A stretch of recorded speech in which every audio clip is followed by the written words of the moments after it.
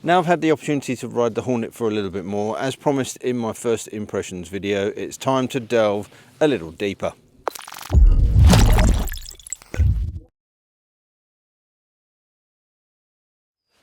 Hi, Tony here, welcome back to the channel. Now, in my initial impressions video, which if you haven't seen, I'll leave a link in the top corner here, I ended up going into a little bit more detail than I think I initially thought I would.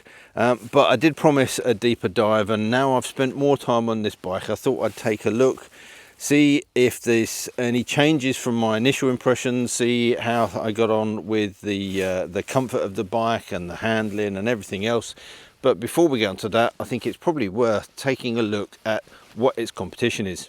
So let's throw some numbers at you. Now, this isn't intended as a which is best type of comparison. I literally just wanted to put up a list of the bikes that I thought were the main competitors for the Hornet. Now, I may have missed some bikes out, of course, so let me know in the comment section if there's any other bikes that you would add to this list. I was going to add the Triumph Street Triple R, as that's kind of in that middleweight sector, but it's quite a lot more expensive, and I think it probably aims at a different market to the bikes on this list. In terms of price, they're all coming in within £1,000 of each other, with the Hornet and SV650 coming in at the lowest price, whilst the new 790 Duke and GSX 8S top the charts at the highest. Sadly, there are still a mishmash of quoted weights on the manufacturer's sites. Now, I could estimate the curb weight by taking the fuel capacity of the tank and converting that into the weight of the petrol, but that doesn't take into account oil and other fluids as well. So we'll just work with the list that we've got. The KTM and Yamaha look to be the lightest, very closely followed by the Kawasaki and Honda. It's only the Suzuki's and the Triumph Trident that tip the 200 kilograms mark, but they're all very respectable. The Duke tops the table for both horsepower and torque, with the Hornet right behind it. If we convert those numbers into a power to weight ratio, the KTM comes out top at just over half a horsepower per kilogram, closely followed by the Honda.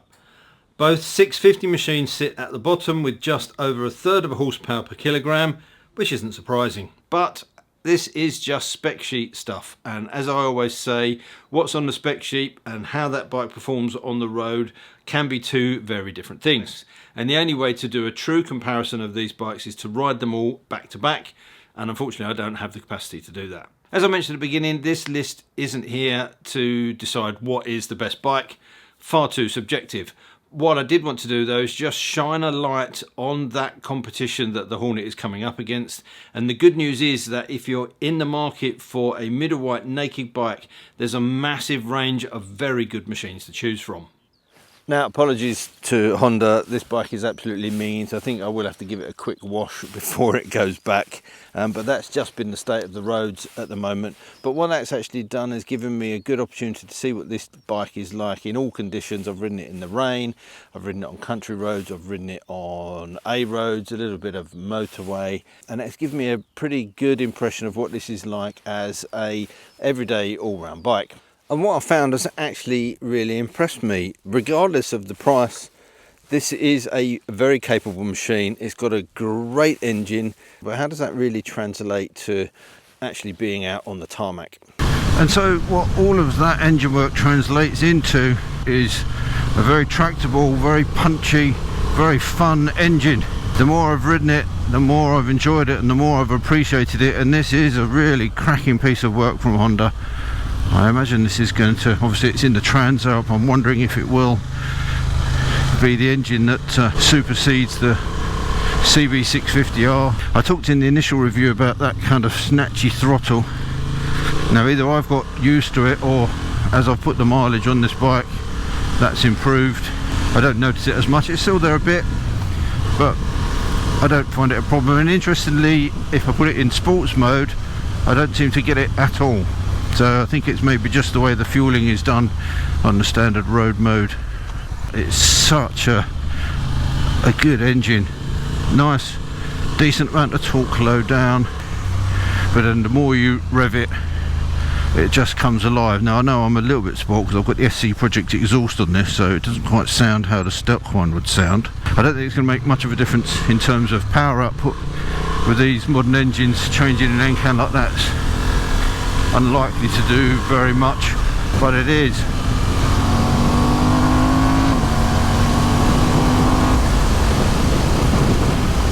plenty of grunt.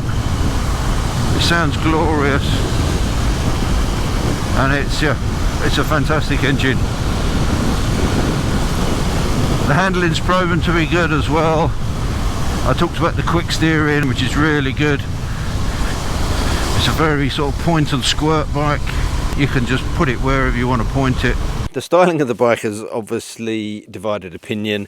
I had some people commenting on my first video. One person in particular said they wouldn't be seen dead on it, and somebody else and quite a few other people who said they quite liked it. I'm pretty neutral on the styling. Whilst it's not the prettiest bike out there, it's not the ugliest either. It's pretty middle of the road, pretty vanilla. It's the sort of bike that you buy to ride, not to pose on. And actually what that does make me think about this bike is it is a little bit of a wolf in sheep's clothing, really. That engine performance is fantastic. You could ride this like a hooligan, very punchy. It's a proper wheelie machine, but it looks a bit like a commuter bike, or a, you know, dare I say it, riding school bike. I'm maybe not sure, but there's definitely more performance there than you would get when you first look at it. And so for me, even if you discount the price of the bike, which is very competitive, it's a really good all-rounder. You can commute on it, you can go scratching around the lanes on it. It does a bit of everything, it does it well. It's not perfect. You've got to remember it's £7,000, so not having things like a centre stand or a provision for that, not having cruise control. For me, on a bike like this, you don't need cruise control. It has got that USB port under the rear seat. It would be nice if there was something on here, but you know, you've still got to remember that where this sits and what its competition is. And in terms of value for money and what you get, it is bloody good value, and it is a absolutely stonking engine. This engine I think is potentially going to be the best for a lot. Obviously it's in the Transalp, and I've seen reviews of those, and all of the first ride reviews I've seen from the press launch have all been very good. Lots of praise heaped on it. I could definitely see this engine appearing in a replacement for the CB750R with that kind of neo retro styling. So yeah, the Honda CB750 Hornet, it's a hell of a lot of fun. The more I ride it, the more I enjoy it.